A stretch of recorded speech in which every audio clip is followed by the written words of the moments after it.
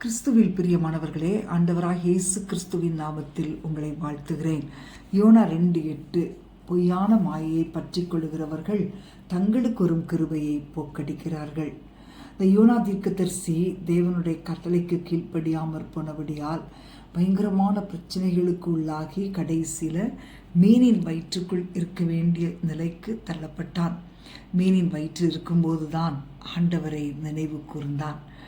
இந்த உலகத்தின் காரியங்கள் ஜனங்களை எப்பொழுதும் இருக்கிறது. ஆனால் உண்மையாய் கிறிஸ்துவை விசுவாசிக்கிறவர்கள் இந்த உலகத்தின் பொய்யான மாயைகளை ஒருபோதும் நம்புவதில்லை. ஏனென்றால் எதற்கும் பிரயோஜனம் இல்லாத இந்த உலகத்தின் காரியங்களின் பின்னால் செல்வதால் தங்கள் வாழ்க்கையில் உள்ள தேவனுடைய கிருபையை இழக்க வேண்டியதிருக்கும் என்பதை அவர்கள் அறிவார்கள்.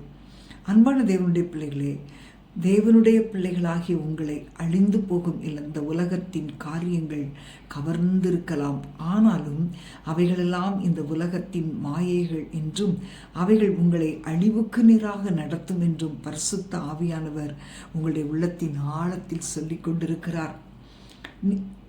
நீங்கள் தேவனுடைய அன்பில் வளரும்போதும் பரிசுத்த ஆவியானவர் உங்களில் அசைவாடும் போதும் இந்த உலகத்தின் பார்வையில் மதிப்பு வாய்ந்ததாக தோன்றுகிறது எல்லாமே உங்கள் பார்வையில் அற்பமாக காணப்படும்.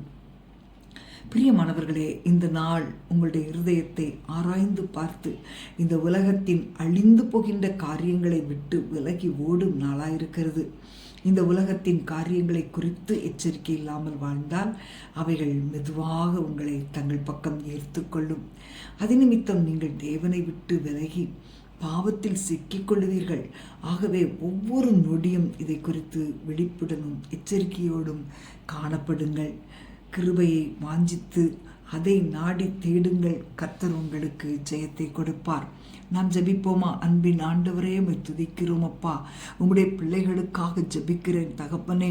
பொல்லாத இந்த உலகத்தின் காரியங்களுக்கு இவர்களை விலக்கி காக்கும்படி ஒப்பு கொடுக்கிறேன் ஆண்டவரே. இது நிமித்தம் குடும்பங்களுடைய கிருபைகளை இழந்து போகக்கூடாது. இந்த உலகத்தின் காரியங்கள் உம்மை விட்டு விலகச் செய்யும் காரியங்கள் எதுவும் உம்முடைய பிள்ளைகளை தொடாதபடிக்கு வேலி அடைப்பீராக. உம்முடைய பிரசன்னம் உம்முடைய பிள்ளைகளுடைய வீட்டை நிரப்பட்டும் ஆண்டவரே. அப்பா, வீடுகளுக்குள் நன்மைகள் மாத்திரம் வரட்டும், கேடுகள் வரக்கூடாது. உமக்கு பிரியமில்லாத காரியங்கள் வீடுகளுக்குள் வந்துவிடக்கூடாது. எல்லா தீமைகளும் சுட்டரிக்கப்படுவதாக. குடும்பங்களுக்குள் உடைய வல்லமை விளங்கட்டும் அப்பா. ஆண்டவரே, உடைய பிள்ளைகள் மனமகிழ்ச்சியோடு ஜெயத்தோடு வாழட்டும். நன்மைகள் நடக்கட்டும். செழிப்புள்ள காலங்கள் உண்டாகட்டும். உடைய கரத்தில் ஒப்பு கொடுக்கிறேன் அப்பா. பொய்யான மாயைகளிலிருந்து உடைய பிள்ளைகளை நீர் விடுவிக்கிறதற்காக ஸ்தோத்திரம். இயேசுவின் நாமத்தில் பிதாவே, ஆமேன், ஆமேன்.